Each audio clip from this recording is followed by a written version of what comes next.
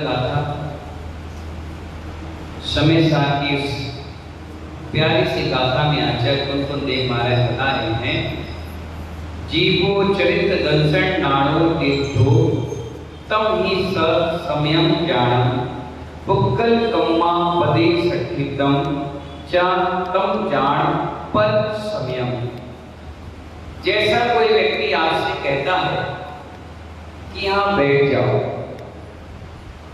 अजय भैया यहाँ पर बैठ जाओ, राधा जी भोजन कर लो, अजय जी ये काम करना पड़ेगा, राकेश जी ऐसा काम नहीं चलेगा, ये आपको करना पड़ेगा। आदेश आत्मक जो वाक्य है, आचार्य भगवान यहाँ कहते हैं ऐसा ही आदेश अपनी आत्मा को भी देना चाहिए। क्या देना चाहिए? अपनी आत्मा को भी देना चाहिए कि नहीं, मुझे तो आधा घंटा अपनी आत्मा को देना, अपने आप को आदेश देना चाहिए। किसी के आदेश और उपदेश का इंतजार नहीं। जैसे भूख लगती है तो आप मां से क्या कहते हो? जोर से बोलो, मुकेश जी क्या कहते हो? बेटू भोजन दो, मुझे भूख लगी। बॉबी क्या कहते हैं? मुझे प्यास लगी है, पानी दो। जब आप अपने शरीर को स्वस्थ रखने के लिए पानी और भूख के लिए भोजन मांग सकते हो, तो अपनी आत्मा को स्वस्थ रखने के लिए अपनी आत्मा के चिंतन में क्यों नहीं करते? आचार्य कुंतन देव इसी में आपको समाज बता रहे हैं, आपको अपनी चश्मा पोंछ करके अच्छी क्वालिटी का पहन लीजिए, कितना अच्छा आप शूज जूता पहन लीजिए, कितना अच्छा अपने दांतों को चमका लीजिए, कितना अच्छा पौष्टिक भोजन भी कर लीजिए, सब यही धरा रह जाएगा। सिर्फ आत्मा का ज्ञान अर्जन और आत्मा के प्रदेश जो पवित्र भावों के साथ आप संजो कर इकट्ठा करोगे, वही आपके साथ जाएगा।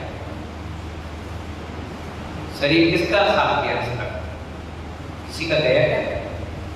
नहीं, आपका जयपुर उसका स्पेशल किसी ने घर में सजा कर रखा, कोई नहीं रखने वाला। रावका जी, क्या नाम है पूरा? विनोद जी, वीके रावका जी, कितने अच्छा साबुन लगा। कौन से साबुन से नहाते हो? बेयर्स साबुन ही लगाते, मुल्तानी मिट्टी लगाते हो? सादा रहते हैं, बहुत अच्छी बात।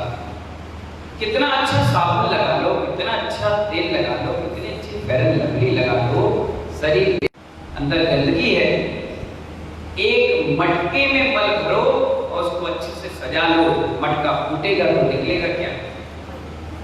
मल ही निकलेगा, कोई पौष्टिक चीज नहीं निकलेगी, कोई अच्छी चीज नहीं निकलेगी। जैसे निकलेगी आप एक क्षण में लगाओ, उसे तुरंत पोंछ लो। नहीं अच्छी लगी तो सजा के रखो। अच्छे तो बेहोश हो जाते हैं, देख करके घबरा जाते हैं। आचार्य भगवान यहाँ कितनी अच्छी बात, हजारों धर्म आयतन थे, पग पग पे धर्म ध्यान था, एटमॉस्फेयर इतना प्यारा था कि तीर्थंकर खुद साक्षात कहाँ बैठते थे? समुद्रन में। ऐसे बैराग आता था लोगों को, इतना त्याग तपस्या चलती थी। उस समय मुनि महाराज अगर 1 महीने का उपवास कर ले, कितना? 1 महीने यानी 30 दिन कंटिन्यू उपवास कर लें, और इस पंचम काल के लिए जो साधक 75 साल की उम्र में जिन्होंने दीक्षा ली है, ये एक उपवास कर ले, दोनों का उपवास बराबर है। पूछो क्यों? हम पैदा हुए जहाँ राम हुए, जहाँ हनुमान हुए, जहाँ बाहुबली हुए, जहाँ भरत चक्रवर्ती हुए, जहाँ सैकड़ों तीर्थंकरों के साथ 63 साल का 169 महापुरुषों ने जन्म लिया हो, ऐसी धरती में आपका जन्म हुआ होगा, क्या माहौल बना होगा? कितना गजब की परिगणाएं होंगी जब एक समय से ऐसे स्थिति में हमारा जन्म हुआ है। और वहां त्याग तपस्या तो 24 घंटे चल रही है, लेकिन हमारा जन्म ऐसी जगह पर हुआ जहां 100 किलोमीटर मंदिर नहीं, ऐसे मोहल्ले में हमने मकान ले लिया जहां कोई धार्मिक नहीं, ऐसे घर में जन्म ले लिया जहां कोई नहीं थी। आपने उस करके दीक्षा धर्म ध्यान किया है, इसलिए उसका एक महीने का उपवास और इनका एक बराबर का पुण्य देने वाला। कहता है महाराज जी व्यक्ति ने छोड़ दिया, महाराज जी रोज मंदिर आता है, महाराज जी अभिषेक करता है, जो बुजुर्ग है 60 साल, मैं भी प्राउड था बहुत बार पहना हूं। फिर हंसा, फिर उसने पूछा पहली बार पहने हो? मैंने कहा बहुत बार। बोले सीधी तो पहन लो। क्यों, इसमें क्या दिक्कत है? बोले दुपट्टा पहन लिया है और धोती ओढ़ ली। मैंने कहा अच्छा इसको धोती कहते हैं क्या? बोले तुम ही तो कह रहे बहुत बार पहन लिया। अंदर पढ़ रहे और हम पीछे खड़े और सब लोग तरफ चढ़ा रहे, तो हमने देखा इन्हें चढ़ा दे तो हमने चढ़ा हमने सुहा बोल दिया। फिर एक ने कहा क्या चढ़ाया तुमने? तो मंदिर नहीं आते लोग, तुम टोकते हो। अब चढ़ गया तो चढ़ गया, उसमें क्या दिक्कत है? बोले तुम्हें अकल नहीं है। मैंने कहा अकल नहीं है, ठीक है भैया, अकल सीखेंगे तब पूजन करेंगे। जब वो कभी कभी दिन याद आते हैं तो हमें लगता है अरे यार सही कह रहा था, व्यक्ति टोक रहा था, हमसे गलती हो रही। अफसोस आज होता है। कहने का मतलब ये है कोई नहीं बोलेगा, अब वही बोलेगा। वो 2-3 बार बोला और वो भूल जा रहा था। मैंने कहा 2 मिनट खड़े हो जाओ, तुम अपने आप सीख जाओगे। और मैं आहार लेता गया, लोगों से शुद्धि बुलवाया। 5 मिनट के बाद वो खुद ही शुद्धि बोल गया और आराम से आहार देकर चला गया। मैंने कहा काश तुम लोग बार बार उसे टोकते, बार बार सिखाते, हो सकता है अगली बार वो नहीं आता, मेरी रिसल्ट हो। क्या कहता है वो? इच्छा से कहूंगा, इच्छा में बनने का मतलब हे भगवान मैं ये जो धर्म कर रहा हूं वो इच्छा से कर रहा हूं। क्या कह रहा हूं? इच्छा से कर रहा हूं, किसी के दबाव से नहीं कर रहा, कोई मजबूरी में नहीं कर रहा, किसी के आदेश से भी नहीं कर रहा। जैसे हम किसी को कहते थे कि हाँ ये तुम्हें करना पड़ेगा, लेकिन आचार्य कहते हैं ये आदेश यहाँ पर घटित नहीं होगा, तुम्हें समय करना ही पड़ेगा, तुम्हें पूजा करना ही पड़ेगा। स्वेच्छा से करिए, जो स्वेच्छा से किया हुआ धर्म है वही आगे जाकर आपका रास्ता सुगम बना। आपकी इच्छा ही ना हो और जबरदस्ती करा देता है। शादी को जबरदस्ती करा दे तो पत्नी हमेशा टोक देती है। कोई बात बिगड़ जाए तो क्या कहती है? हमारी बच्चे हमारी बुआ ने रिश्ता लाया, हमारी चाची बता गई, अब पता नहीं हमारे भाई पूछे थे तुम्हारे साथ बदना, हमारी तो बिल्कुल ही इच्छा नहीं। तो क्या थी आपकी? फिर जबरदस्ती की तो अब निभाना पड़ेगा। लेकिन यहाँ कहते हैं इसीलिए इच्छा ये समाहित कर रहा हूं मैं, इससे कर रहा हूं इच्छा, ये त्याग इच्छा से कर रहा हूं। दीक्षा भी लिया मैंने अपनी इच्छा से, किसी भाव से नहीं। कहते हैं धर्म स्वेच्छा से। पूजा का मन होगा, किसी ने हल्का सा निमित्त कारखानी बन गया और तो आपने क्या की? जाकर पूजा की। पूजा का फल क्या मिलेगा? 1000 मिलेगा। और जबरदस्ती कराए किसी ने, फिर मालूम है क्या होगा? चावल होना एक दूसरे को निशाना मंगाएगा। क्या करेंगे वो? आधा पूजा हो गई और बोलिए थोड़ी जबरदस्ती आपको विधान में बैठाया गया, जबरदस्ती आप बैठे हो तो चावल देखोगे, कुछ नहीं तो इसको मारोगे या इसको निशाना बनाओगे। आप जब वीडियो कैमरे से विधान होना तो अपनी अपनी शक्ल देखना पता चल जाएगा, स्वेच्छा से की है कि अनिच्छा से की। अभिषेक भी कर रहे होगे ना तो इच्छा नहीं होगी ना, तो ऐसा अभिषेक करोगे जैसे मुंह लटका के बिल्कुल टेढ़ा सा हो गया।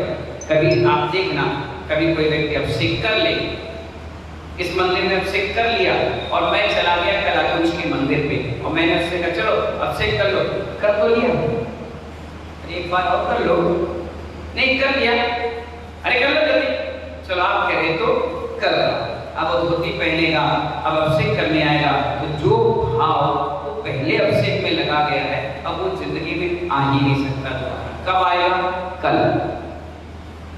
आप देखिए, आप चौके में भी जाएंगे, पहला ग्रास इतने भाव से आदमी देता है, इतने भाव से देता है कि सारी कर्म की तरफ उस एक ग्रास में कर लेता है। जब दूसरा देगा तो अभी आपने आरती की कि नहीं? अभी मैं 2 मिनट बाद बोलूँ, एक काम करो फिर से करना,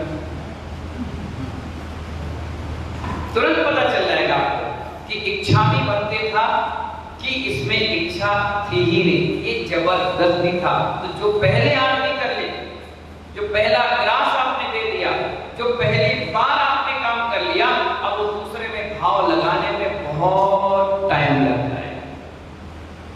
क्या लगता है? नहीं किया। इसलिए आचार्य भवन कहते हैं कि बच्चा भी माँ बाप के डर से पुस्तक पढ़ता। किसकी डर से? तो बोले आप चले गए तो हम भी चले गए। तो आचार्य भवन कहते हैं उसी तरह माँ बाप के हट जाते ही वो दोस्तों के साथ खेलने चला जाता है। ऐसे ही धर्म देखा देखी नहीं होता। वह कर रहा है तो हम भी कर बैठे, वो दे रहा है तो हम भी दे बैठे। उसने बजा लिया, अच्छा से होता है सम्यक दर्शन, सम्यक ज्ञान और सम्यक चारित्र, 3 अभेद हैं। इसी में स्थित हो जाओ। किसमें? सम्यक दर्शन में, सम्यक ज्ञान में और सम्यक चारित्र में। अगर तीनों चीज में स्थित हो गए तो इसी से मुक्ति है और यही स्वास्थ्य है। क्या है? हम दुखी क्यों है मालूम? कभी किसी भी प्रकार आत्मा में विकल्प उत्पन्न होने नहीं देगा। क्यों?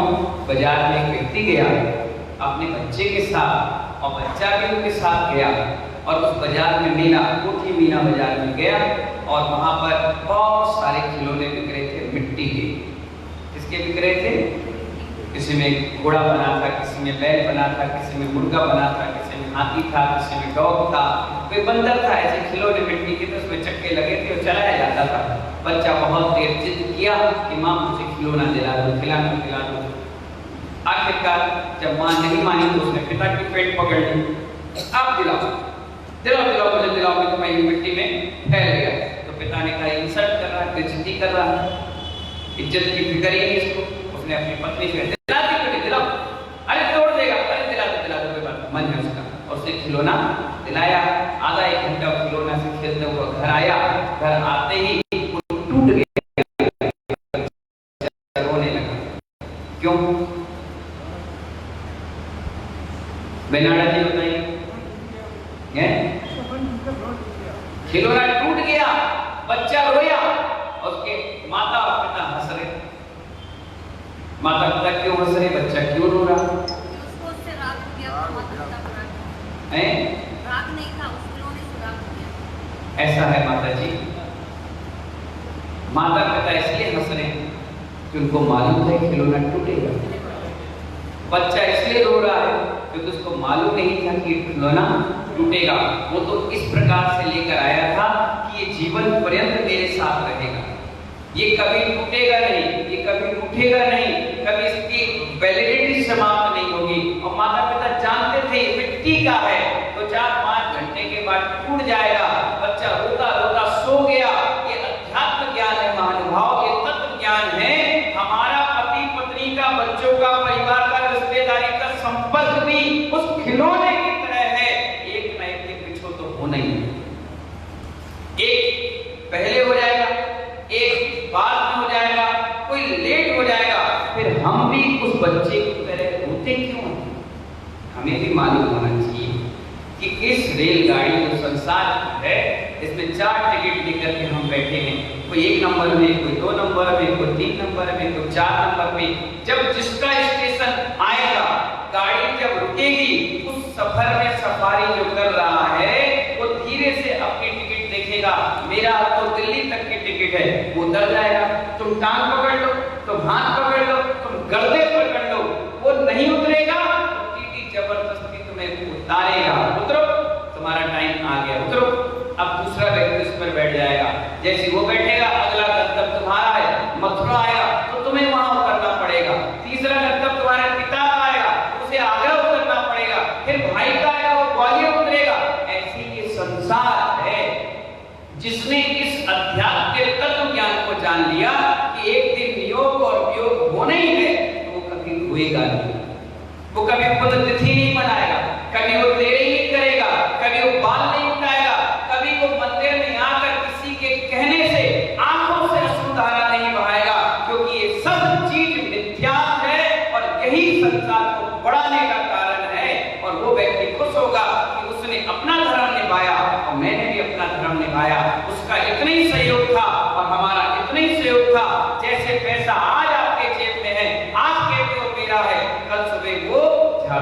वाले के पास पहुंच जाएगा तो उसके पास हो जाएगा। उसने नाश्ता वालों को दे दिया तो होटल वालों को हो जाएगा। उसने किराने वालों को दे दिया तो उसका हो जाएगा। पैसा कभी किसी का नहीं होता, ऐसे शरीर भी कभी किसी का।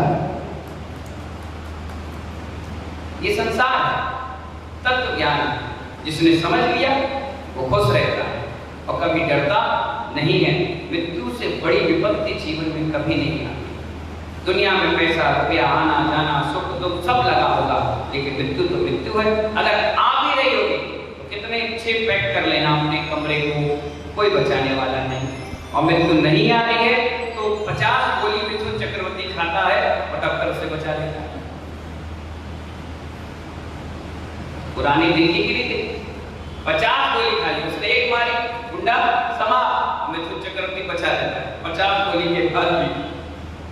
दूसरे दिन है कि कोई हॉस्पिटल मिलता है, अच्छे से खुलता रहता है। तो यही जीवन है, जो दिखा रहा है वो भी सही है और जो देख रहे हैं वो भी सही है। बस अपने आप के मन के कंट्रोल को समझ लीजिए कि मैं तत्व ज्ञानी हूँ, ये सब एक दिन छूट जाएगा, सब चीज छूट जाना है।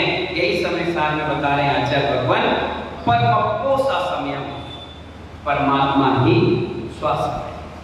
परमात्मा में लीन हो गए यानी अपनी आत्मा में, वही स्वस्थ समय है। बाकी सब कौन सा समय है? बेकार का समय है, जो आपके विभाव परिणाम को क्या करता है?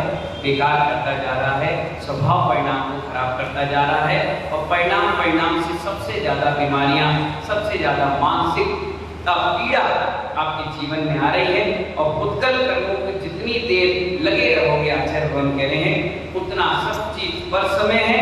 और यही भले आत्मा है, अंतरात्मा नहीं, परमात्मा नहीं। इन्हीं मंगल भावना के साथ शेष पाठ कल सुबह ठीक 7:30 बजे अपने मंगल समय पर होगा।